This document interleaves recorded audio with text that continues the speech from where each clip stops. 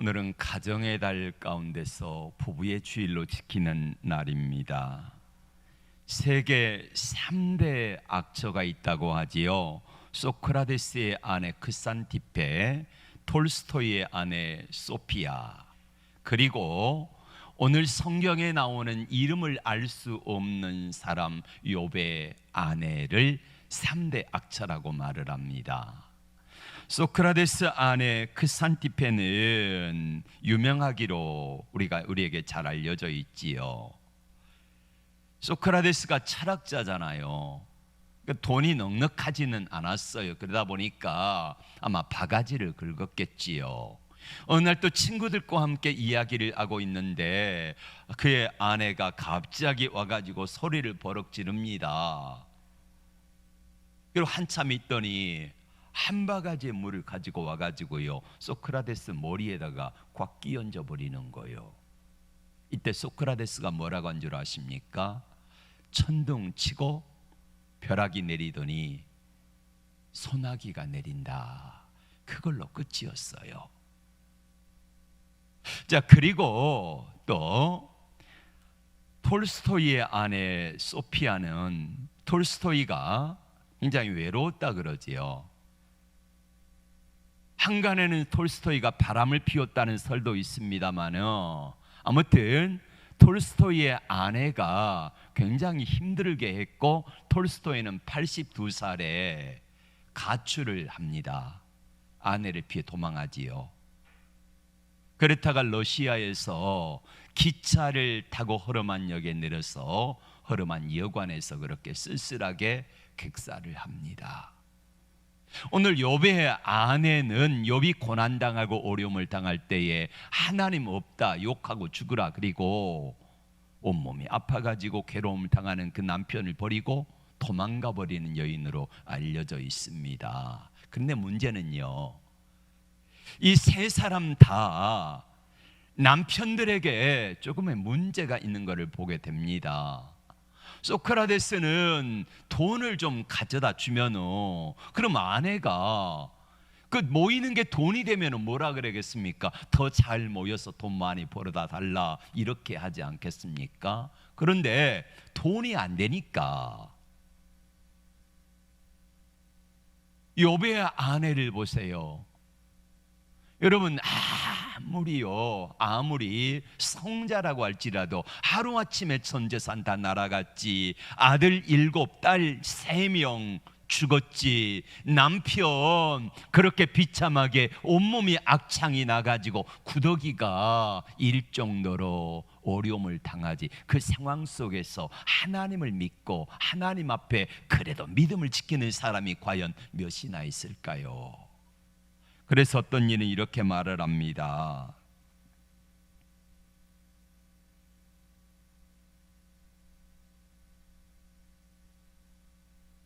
그 상황 속에서, 그런 어려운 상황 속에서 견뎌내는 여인들은 그렇게 많지 않을 것이다. 그러므로 악처는 없고 어려운 환경 속에서 그 어려움을 이겨내느냐 아니면은 이겨내지 못하느냐의 문제라고 말을 합니다. 오늘 욥의 이야기가 성경에 나오고 있습니다. 욥은 정직하게 살았고 정의롭고 하나님을 경외하고 악에서 떠난 사람이라고 말을 합니다. 재산이 풍족했습니다. 아들 7에 딸 3이 있습니다. 그리고 늘 하나님 앞에 인정받는 공의로운 삶을 살아갔던 사람으로 알려져 있습니다. 그런데 이런 욥의 가정에 사단이 시험함으로 말미암아 하루아침에 전 재산이 다 날아가는 시험을 당합니다. 아들 7, 딸 3이 하루아침에 집이 무너져가지고 죽는 어려움을 당합니다. 여기서 끝나는 것이 아니라 이제는 욥이 욕창이 생기고, 그리고 욥이 온몸에 구더기가 일 정도로 그렇게 고통을 당하는데, 그 상황 속에서 세 번째 고통은 그게 언제 끝날는지 알지 못한다는 겁니다. 여러분, 잠깐의 어려움은 견딜 수 있어요. 믿음으로 기도하고 우리 이겨보자 하며 견딜 수 있습니다. 코로나 상황이 2년 반 정도가 되었잖아요. 그 상황 속에서 어찌 1년간은 버텨보려고 애를 썼는데 2년째 넘어지는 사람들이 있었고, 그리고 지금 넘어진 사람들이 참 많이 있잖아요. 우리는 그들에게 대해서 뭐라고 함부로 말할 수가 없습니다. 왜냐? 너무 힘들고 어려운 기간이 오래되니까 그 어려움을 견디기가 힘든 거지요. 게다가 네 번째로는 친구들이 왔습니다. 친구들이 와가지고 한 주일 동안은 욥의 아픔과 고난을 바라보면서요, 할 말을 잃어요. 욥도 아무 말을 하지 않습니다. 한 주간 동안 같이 욥과 친구들이 셋이 와가지고 함께 있으면서 말하지 않아도 압니다. 근데 욥이 한 주간쯤 지나고 나자 친구들에게 자기 이야기를 하소연을 합니다. 나는 이렇게 죄가 없는데 왜 하나님이 이러신가 모르겠다고 자기 생일을 저주하고, 그리고 자기 환경을 힘들어합니다. 그 모습을 보면서 새 친구들이 한 사람 한 사람 입을 여는데, 새 친구는 논조가 그거예요. 욥이 나는 어려운데 하나님이 왜 어려운 나를 괴롭게 하신가 모르겠다, 이렇게 말하니까, 그래도 욥의 새 친구들은 믿음의 사람들이잖아요. 그래서 데마 사람 엘리바스가 이렇게 말합니다. 아마도 내가 죄를 지어서 그런지 모르겠다. 그러니 내가 죄를 회개하라. 욥이 아니라는 겁니다. 나 의롭다. 나 죄 안 짓고 살았다. 내가 처녀를 주목하지 않았으며 고아와 과부를 돌아보는 일에 게을리하지 아니하였고, 종들이 어려움을 당하면은 내가 외면하지 아니했다. 이렇게 이야기하니까 두 번째로 빌다시 이야기합니다. 그러면 내가 죄를 지지 않았으면 아마 내 자녀들이 죄를 지지 않았는지 모르겠다, 이거예요. 이 사람들의 논리는 그겁니다. 인과응보. 까닭 없이 죄 없는데 하나님이 괜히 힘들게 하지 않는다. 이게 욥의 새 친구들의 논리입니다. 이번에는 세 번째 친구 소발이 이야기합니다. 너의 죄도 아니고 자녀들의 죄도 아니라고 하면은 아마 은밀하게 숨겨진 죄가 있을지도 모르니까 잘 생각해 보라는 거예요. 그러나 욥은 아무리 생각해 봐도 내가 하나님 앞에 늘 믿음으로 살려고 애를 썼는데 하나님과 나와 관계는 깨끗하다는 거예요. 실제로 이 말은 사실이잖아요. 욥이 고난과 어려움을 당한 것은 하나님이 천상에서 회의를 하다가 거기 모인 천사들이 많이 있는데 그 천사들 앞에서 자기 종 욥을 자랑합니다.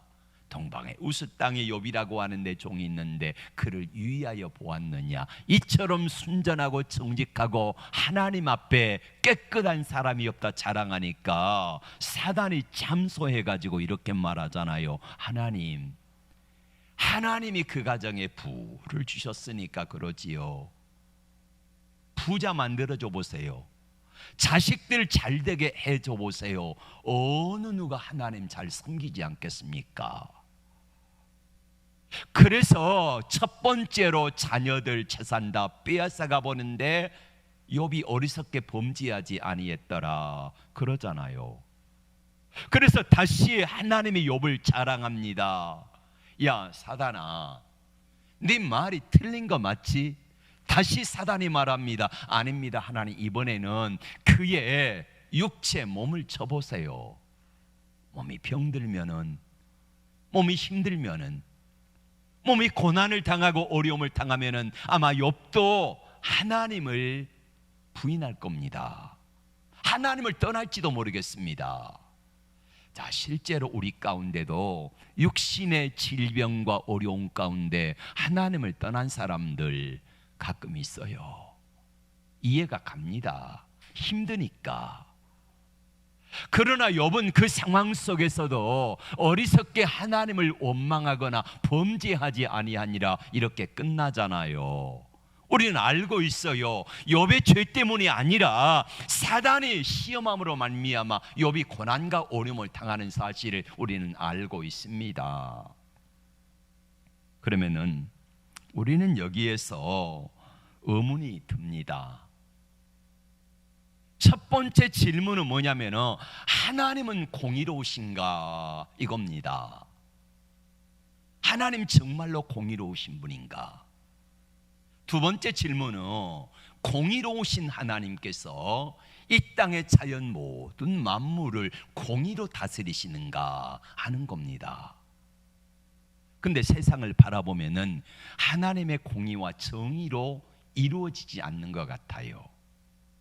악인이 잘 되는 것 바라보면은 하나님 정말 공의로우실까? 하나님이 공의로 다스리실까? 이게 안 보여요. 그리고 세 번째 질문은 그렇다고 하면은 욥이 의롭다고 하면은 의로운 욥이 왜 고난을 당하는가? 이 문제를 해결하지 못해 주는 거예요. 그래서 우리는 욥기를 바라보면서 욥을 통해서 하나님이 말씀하시는 하나님은 정말 공의로우신가? 그리고 공의로우신 하나님이 하나님께서 온 우주 만물을 공의로 다스리시는가? 그렇다고 하면은 욥이 당하는 고난은 어떻게 해결을 할 수 있는가? 이 문제를 오늘 우리에게 하나님이 해답을 주실 겁니다. 자, 욥과 세 친구들의 대화가 나옵니다. 욥이 이야기하면은 친구들이 이야기하고 다시 욥이 받고 친구들이 이야기하고 세 사람이 번갈아 가면서 세 친구들의 요지는 그거예요. 하나님은 공의로우신 분 맞다 이거예요. 여러분, 하나님 공의로우신 맞습니까? 정말 하나님이 공의로우실까요?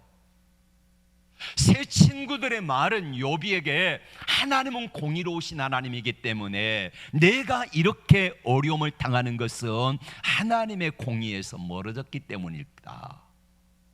내가 죄를 지었던지 내 아들들 딸들이 죄를 지었던지 아니면은 숨겨놓은 죄가 있든지 이것 때문에 내가 지금 이 어려움을 당하는 거야.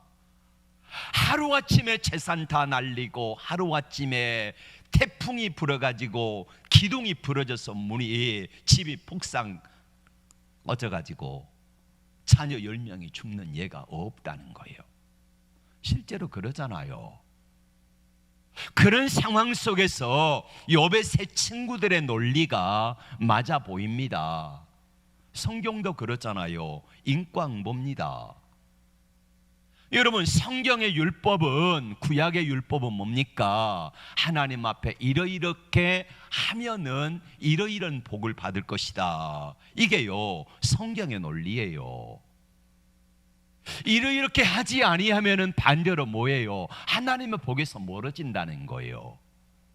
그러니까 구약의 사상은 지금 우리가 하나님의 말씀을 알고 있음에도 불구하고 욥의 친구들의 논리를 가지고 있고 구약의 율법의 논리를 가지고 그렇게 하나님을 믿고 있다는 거예요. 그래서 우리는 어떡합니까? 일을 하다가 잘 풀리지 아니하면은 먼저 이런 생각을 하지요. 내가 하나님께 무슨 죄를 졌나? 욥의 친구들처럼 갑자기 어려운 문제를 당하면은 그 사람을 바라보고 기도해 줄 생각은 하지 아니하고 저 사람이 무슨 죄를 지었길래 이 생각을 가지고 이 판단을 가지고 그 사람에게 다가가니까 이게 문제가 해결이 되지 않지요. 자, 이런 문제를 가지고 욥의 친구들이 욥에게 다가와 가지고 그렇게 말을 한 겁니다. 하나님은 공의로우신 분이다. 그런데 네가 공의롭지 못하니까 이런 어려움을 당한 거야. 회개해라 이거예요. 우리가 잘 아는 욥기 5장 8절 무슨 말씀입니까? 내 시작은 미약하였으나 내 나중은 심히 창대하리라. 이 말씀은 뭐냐면은 욥에게 하는 말이 친구들이 내가 죄를 회개하면은 비록 시작은 지금 다 망가져 버리고 다 없어져 버리고 이런 어려운 상황 속에 있지만은 내 하나님 앞에 공의를 행하면은, 회개하면은 하나님께서 너를 심히 창대하게 하실 거야. 거기서 나온 말씀이에요. 우리는 이 말씀 참 좋아하지요. 여러분, 하나님 앞에서 우리가 행한 것들, 우리의 모습들을 바라보면 때로는요 낙심하고 절망할 수밖에 없어요. 되어지는 사건들, 현상을 바라보면은, 삶의 현상만 바라보고 예수를 믿으면은요 우리는 참 힘들어요. 왜요? 부자로 잘 사는 것은 복받은 거잖아요. 세상적인 논리로 말하면은 나는 가난한데 저주받은 게, 자, 건강한 사람은 복받은 사람이고 건강하지 못한 사람은 아닙니까? 근데 성경은 그게 아니라고 말합니다. 이따가 결론을 말씀을 드릴게요. 근데 우리는 인과응보예요.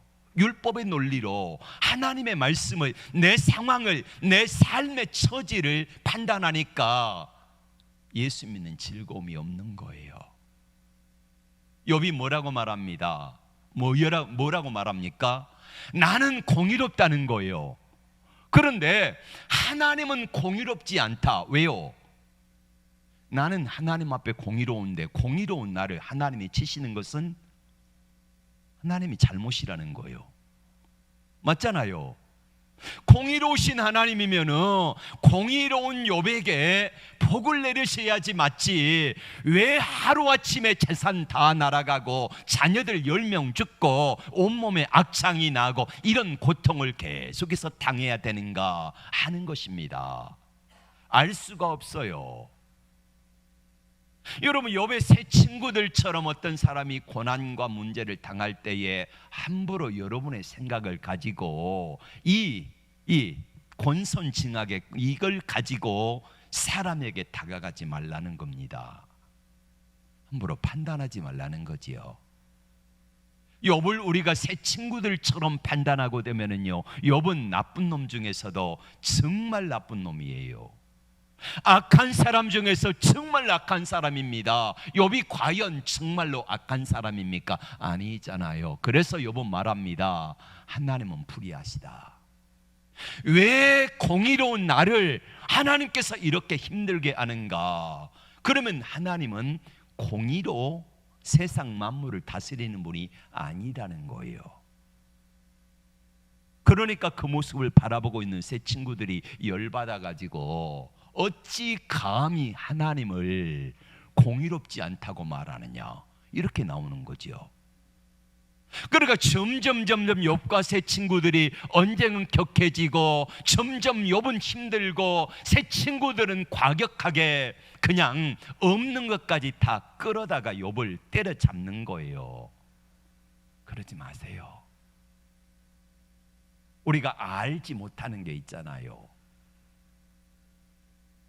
그래서 욥은 마음속에 심한 혼란을 겪습니다. 공의로우신 하나님이 왜 그러실까? 욥의 새 친구들이 욥을 막 몰아서 공격하고 죽는 데까지 막 몰아가 버리니까 욥은 답답해 견딜 수 없는 거예요. 그래서 욥이 힘들어할 때에 새 친구들 가운데 이제는 네 번째 엘리후가 나타납니다. 욥에게 이렇게 말합니다. 욥아, 하나님은 공의로우신 분 맞아. 공의로 다스리신다. 그런데 네가 온 우주 만물의 모든 것들을 다 알 수는 없잖아. 그리고 내가 마지막에 한 말, 하나님은 공의롭지 않다고 그렇게 하나님 앞에 함부로 말하는데 그렇게 말하는 거 아니야. 이게 네 번째 친구 엘리후가 한 말입니다. 그 엘리후의 대답 앞에, 물음 앞에 욥은 아무런 말을 못하면서 마지막으로 이렇게 말을 해요. 하나님이 나를 보시고 하나님이 살아계시다고 하면은 내가 그분 앞에 나가서 내가 할 말을 마음껏 좀 따져 묻고 싶다. 이게 내 친구들과 욥의 대화의 끝입니다. 자, 욥기 38장에서 드디어 하나님이 나타나셨습니다. 맨 처음에 욥에게 하신 말씀이 뭔 줄 아십니까? 야 욥아, 내가 천지 만물을 창조할 때 너 보았어? 너 어디가 있었어? 뭐 했어? 너 창조의 원리를 아느냐? 내가 때로는 우박을 내리는 우박창고 네가 봤냐? 비를 내리는데 그 비창고 봤냐? 이거예요. 근데 이 원리 아느냐는 거지요. 그리고 양이 새끼를 낳는 기간, 사슴이 어떻게 살아가는가, 사자가, 짐승들이 어떻게 음식을 먹는가 하는 문제를 너 다 아느냐는 거예요. 한마디로 말하면 세상에 돌아가는 이치를 네가 다 아느냐는 겁니다. 그러면서 너는 나에게, 나 하나님 앞에 공의로우신 하나님이 아니라 그러지? 너와 친구들의 말처럼 내가 한번 온 세상 만물을 하루만 네가 한번 운행해 보라는 거예요. 네가 하루만 질서대로 공의대로 온 세상 만물을 다 한번 네 마음대로 한번 다스려 보라는 거예요. 상 줄 자 상 주고 벌 줄 자 벌 주는 이 공의대로 심판하고 다스려 보라는 거예요. 자, 그러자 욥은 하나님 앞에서 할 말을 잃었습니다. 하나님, 제가 어떻게 감히 그 하나님의 크심을 다 알 수 있고 그 하나님의 계획을 알 수 있고 제가 이 세상 만물을 다스릴 수 있겠습니까? 저는 다만 입을 다물 뿐입니다. 이렇게 하여서 욥의 고난이 끝납니다. 자, 여러분, 왜 세상의 고난이 존재할까요? 왜 우리에게 어려움이 다가올까요? 저는 우리 환우들 가운데 몇 분을 생각하면은요, 늘 가슴이 먹먹합니다. 우리 강정묵 집사님, 지난주에 몸이 좀 안 좋았나요? 네. 그러셨군요. 우리 강 집사님이 앞에 나와 찬양하는데요, 서 있기도 힘들어요. 근데 하나님 앞에 찬양하잖아요. 또 항암하는 분들을 보면은 얼마나 힘든지 모릅니다. 근데 그분들을 생각하면은요, 참 마음속에 눌림이 있어요. 왜 하나님은 저렇게 믿음으로 살아가라고 하는 분들에게 이런 어려움을 주시는가? 참 알 수가 없어요. 제가 만약에 하나님이라고 하면은 당장이라도요 그냥 고쳐주고 싶어요. 그런데 하나님께서 왜 그렇게 하지 아니하실까? 하나님 앞에 나와서 기도하는 사람들마다 다 기도만 하면은 어떤 병에 걸렸던지 우리 강 집사님의 신장도 깨끗해지고 또 우리 김 집사님의 암병도 치유되어지고 허리 아픈 분들 또 여러 가지로 고생하는 분들 다 기도만 하면은요 다 낫는 거예요. 그럼 얼마나 좋아요. 그러면 세상 만물이 다 제대로 돌아갈까요? 하나님의 질서가 무너지는 거지요. 보세요, 모두가 다 건강하고 모두가 다 잘 때고 그러면 어떻게 될까요?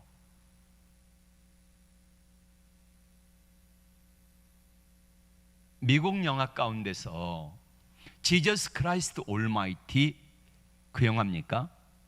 지저스 크라이스트 슈퍼스타. 예, 여기 보면은 한 사람이 하나님 앞에 기도합니다. 이 사람도 기도하고 저 사람도 기도하는데 하나님 복권 당첨되게 해주세요 했습니다. 그래서 지저스 크라이스트 슈퍼스타이기 때문에 그 하나님이 모든 사람의 소원을 다 들어줬어요. 일어나서 보니까 복권이 당첨된 거예요. 야, 1등이다.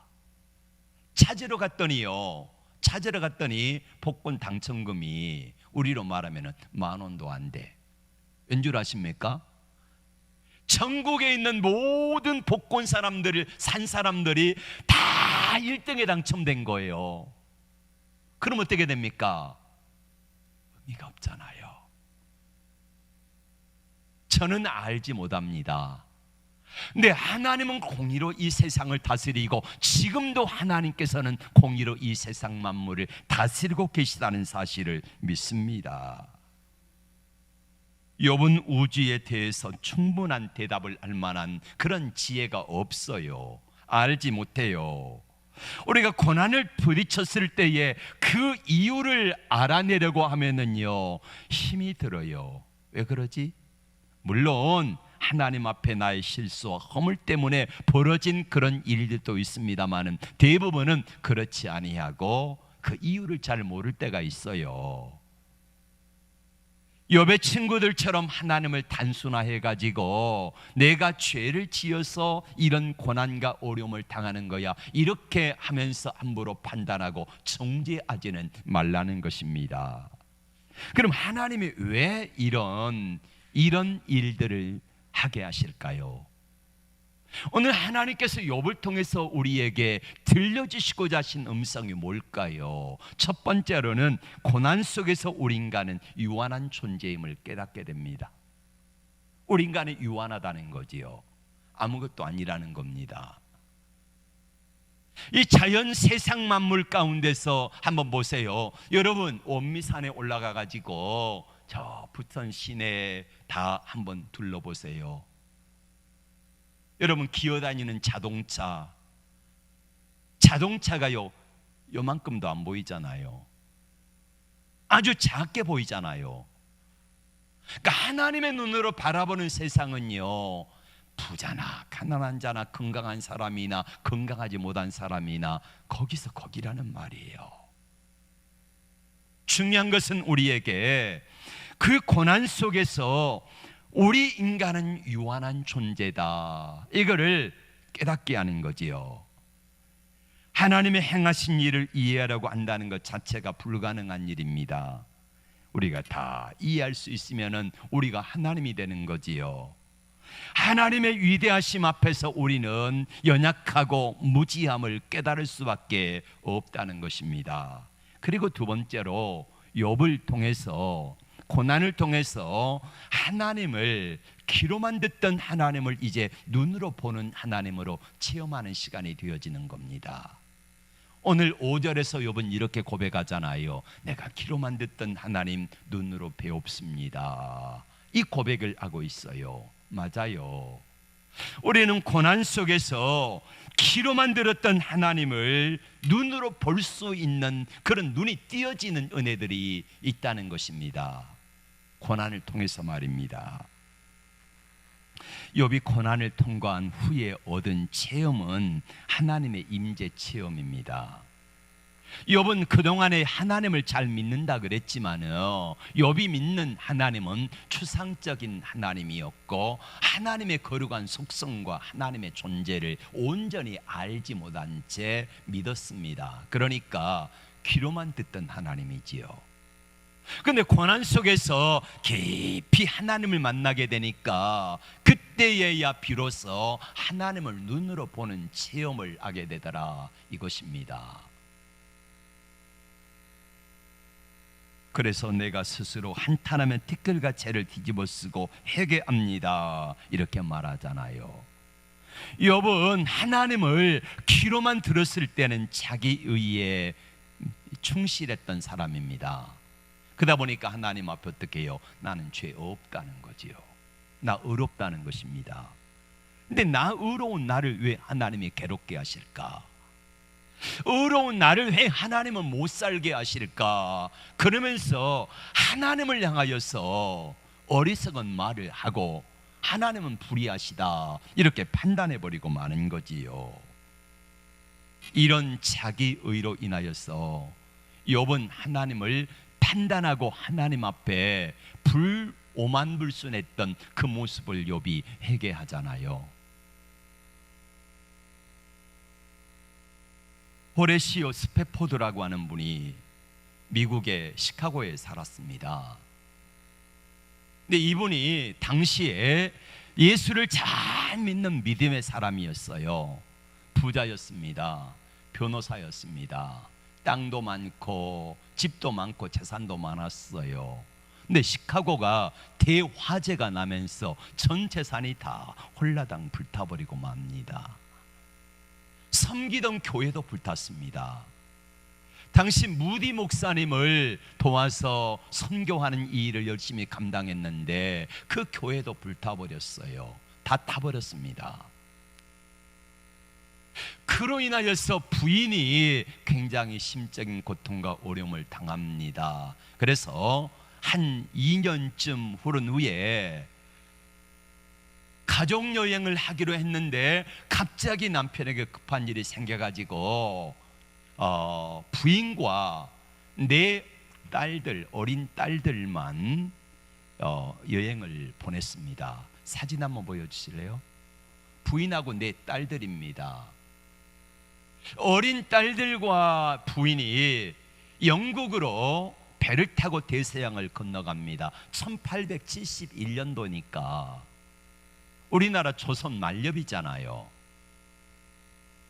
배를 타고 건너가다가 대서양에서 영국 범선은 도수로 가는 배잖아요. 범선을 만나가지고 이게 부딪혀가지고 225명인가가 죽습니다. 호레이셔 스패포드 부인이 깨어나 보니까 구조돼가지고 자기 혼자만 살고 내 딸아이는 다 바다에서 죽어버린 거예요. 영국에 도착한 부인이 남편에게 전보를 보냈습니다. 나만 홀로 살아남았습니다. 이 전보를 받은 남편이 급하게 배를 타고 대서양을 건너서 영국으로 부인을 데려오기 위해 갑니다. 가다가 선장이 부릅니다. 이곳이 내 딸들이 죽음을 당한 바로 그곳입니다. 견딜 수 없는 아픔과 고통이 왔습니다. 보세요. 한 2, 3년 전에 재산이 다 불타버리고, 그리고 내 딸들이 하루아침에 죽음을 당한 그 현장 속에서 오열하지 않을 사람이 어디가 있겠습니까? 눈물로 울부짖다가 선실에 들어가서 잠을 이루지 못하고 밤새워 통곡하며 기도하는데 새벽녘쯤 되어지는데 그때 하나님의 평강이 그에게 왔습니다. 그래서 그는 자기 자신의 삶을 생각해 보았습니다. 자신 인생을 돌아볼 때 때로는 잔잔한 강같이 평탄하기도 하고 또 풍파가 다가와 어려운 문제를 당하기도 했습니다. 그래서 1절을 이렇게 썼습니다. 내 평생에 가는 길 순탄하여 늘 잔잔한 강 같든지 큰 풍파로 무섭고 어렵든지 나의 영혼은 늘 편하다. 그리고 다시 바다를 바라보니까 큰 파도가 밀려오고 사라지고 밀려오고 사라지는데 그 모습을 바라보면서 마귀가 마치 믿음의 사람들을 입 벌리고 달려온 것처럼 그렇게 달려와서 삼키는 것처럼 보여지는 모습을 보면서 2절을 이렇게 썼습니다. 저 마귀는 우리를 삼키려고 입 벌리고 달려와도 주 예수는 우리의 대장되니 끝내 싸워서 이기리라. 그리고 났더니 자신의 죄와 허물이 보여요. 그래서 3절을 이렇게 씁니다. 내 지은 죄 주홍빛 같더라도 주 예수께 다 아뢰면 그 십자가 피로서 다시 싸 흰 눈보다 더 정하리다. 그랬더니요, 갑자기 뭉게구름이 쫙 밀려오는데 그 뭉게구름 사이사이에서 하늘나라에 먼저 간 내 딸들이 빵긋 웃으면서 아빠 걱정 마, 우리 잘 있어 하는 것 같습니다. 그래서 그는 4번째 구절을 씁니다. 저 공중의 구름이 일어나며 큰 나팔이 울릴 때에 주 오셔서 셈상을 심판해도 나의 영혼은 겁없으리. 평안해 평안해. 이게 바로 찬송가 413장에 이게 태어난 유래입니다. 여러분, 이분이 어떻게 그 상황 속에서 이런 고백을 할 수 있었을까요? 그는 시카고 화재로 말미암아 재산을 대부분 잃어버리고, 그리고 내 딸들을 하루아침에 보냈지만은 그 상황 속에서 부활의 주님을 만난 거예요. 귀로만 들었던 하나님을 그 상황 속에서 이제는 눈으로 보는 하나님으로 체험을 하는 거예요. 예수님의 십자가에 달리시면서 죽으시기까지 사랑하신 그 아픔을 자기 딸들을 잃어버리는 그 과정 속에서 체험하게 되는 거예요. 그러면서 그는 비로소 눈으로 보는 하나님을 이제는 만난 거지요. 자, 이제 말씀을 맺습니다. 하나님의 욥기를 통해서 말씀하시고자 하신 의도가 뭘까요? 고난은 누구에게나 있습니다. 때로 알지 못하는 순간에 다가오기도 합니다. 고난의 크기가 어떤 사람은 크기도 하고 어떤 사람은 작기도 합니다. 근데 누구에게나 다 있는 이 고난의 무게를 어떻게 감당하느냐 하는 차이가 있을 뿐이지요. 중요한 것은 그 이유를 찾으려고 애를 쓰는 것보다 그 상황 속에서 때로는 이해가 가지 아니하고, 때로는 우리가 알지 못할지라도 어떤 상황 속에서도 하나님을 신뢰하라는 겁니다. 이 상황 속에서도 역사하신 하나님, 이 상황 속에서 변치 아니하고 나와 함께 하시는 하나님을 신뢰하라는 거요. 그리하면 하나님께서는 하나님의 계획 가운데서 나를 선하게 반드시 나를 인도해 가실 것을 믿기 때문입니다. 지난주 저는 여러분들에게 답답한 일을 만났을 때에 어떻게 하라 그랬습니까? 답답한 일을 만났을 때 마지막 결론으로 히브리서 12장 2절의 말씀을 말씀드렸지요. 믿음의 주여 또 온전케 하시는 예수를 바라보자.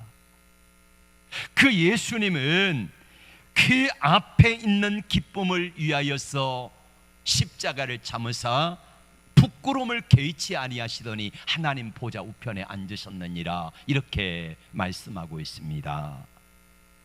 어떤 상황 속에서도 하나님을 신뢰하시기를 축복합니다. 잘 되지 않지요.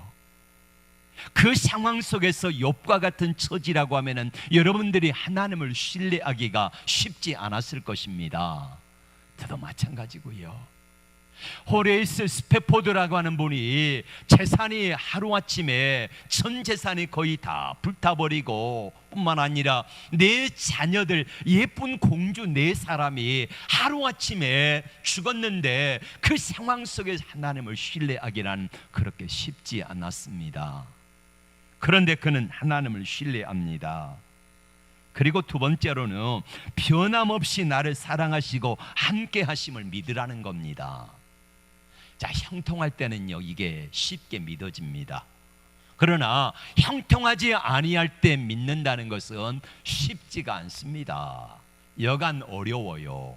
그런데 우리에게 하나님이 요구하시는 것은 바로 그겁니다. 첫 번째로 어떤 상황 속에서도 하나님을 신뢰할 수 있느냐, 그리고 두 번째로는 변함없이 나를 사랑하시고 함께 하심을 믿을 수 있느냐는 거지요. 어렸을 때 저희 부모 세대에는, 저희들 세대에는 자녀들을 세우고 인도하는데 그렇게 익숙하지가 않았습니다. 때로는 자녀들에게 함부로 대하기도 하고, 때로는 자녀들에게 체벌을 가하기도 하는데, 아이들이 다 커가지고 요즘에 하는 말이 뭐냐면은, 아빠 그때 왜 그렇게 때리셨어요? 이겁니다. 잘 이해가 안 간다는 거예요. 그러니까 지금 세대로서는요, 그게 이해가 안 가지요. 근데 저희 세대에 저도요, 아빠로 다시 한번 해본다고 하면 잘할 것 같아요. 다시 한번 한다고 하면, 그때로 돌아간다고 하면. 근데 그때는 무지했어요. 그래서 아이들에게 정말 잘해주지 못하고, 근데 지금 하면 참 잘할 것 같아요. 모르기 때문이지요. 근데 중요한 것은 뭡니까? 제가 아이들에게 때로는 체벌을 가하기도 하고, 때로는 목사의 아들이기 때문에 같이 놀다가 한 아이가 터지면은요, 어디가 깨지면 어떡합니까? 맨 먼저 잡는 게 우리 아들들이잖아요. 그래서 그것 때문에 큰애가 많이 힘들었습니다. 근데 중요한 것은 뭡니까? 제가 아이들을 사랑하는 사랑이 변함없는 거 맞지요? 맞습니다. 아이를 사랑하지 않는 게 아니에요. 사랑한다는 거요. 방법이 좀 틀렸을 뿐이지요. 여러분, 하나님은 우리에게, 하나님이 우리를 사랑하시는 사랑이 맞을까요? 하나님이 여러분을 사랑하실까요?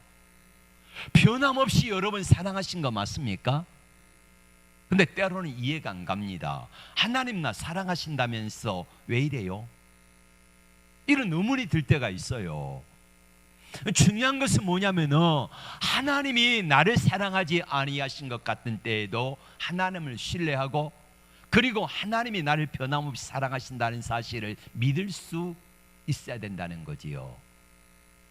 그래서 우리는 믿음의 주요 온전케 하시는 예수를 바라보자 라고 말씀하고 있는 겁니다. 여러분, 우리가 믿음으로 살아가는 여정 속에 중요한 것은 나를 위해서 응원하는 분이 있다는 거예요. 히브리서 12장 1절에서는 구름같이 허다하게 둘러싼 증인들이 있다는 겁니다. 증인들이 있어요. 증인들이, 구름같이 허다하게 둘러싼 증인들이 나를 응원하고 있다는 거예요. 첫 번째로는 하나님 보좌 우편에 앉아 계신 예수님께서 나를 응원하고 계세요. 그리고 혹시 여러분들 가족들 가운데서 먼저 하늘나라에 가신, 예수 믿고 먼저 하늘나라에 가신 부모님이 계십니까? 그렇다고 하면 그 부모님이 여러분들을 위해서 응원하고 계실 거잖아요. 먼저 하늘나라에 간 여러분의 잘 아는 분들이 여러분들을 위해 응원하고 있을 거예요. 이분들은 모두 다 믿음의 경주를 다 마치고 하나님의 나라에 들어가서 우리를 바라보시는데, 여러분이라고 하면은 어떠하겠습니까? 우리가 믿음으로 경주할 때에, 힘들 때에, 그때에 응원하는 응원석에서 어떡합니까? 야, 조금만 더 힘내라 하면서 응원하지 않겠습니까? 그래서 구름같이 둘러싼 허다한 증인들이 우리를 응원하고 있는 걸 바라보고 조금만 더 힘내시기를 바랍니다. 여러분, 욥을 통해서 하나님은 우리에게 그걸 말씀하고 싶은 것, 어떤 상황 속에서도 하나님을 신뢰하라. 그리고 그 하나님이 나를 변함없이 사랑하신다는 사실을 믿으라. 그리고 이 믿음 가지고 나가면은요, 하나님은 반드시 우리에게 좋은 길로 인도하실 것을 믿습니다. 내가 좋은 길, 내가 생각하기에 좋은 길이 아니라 하나님이 원하시는 가장 좋은 길, 하나님이 원하시는 가장 좋은 때에 가장 좋은 방법을 가지고 저와 여러분들에게 달려오실 것을 믿습니다. 기도합니다. 주님,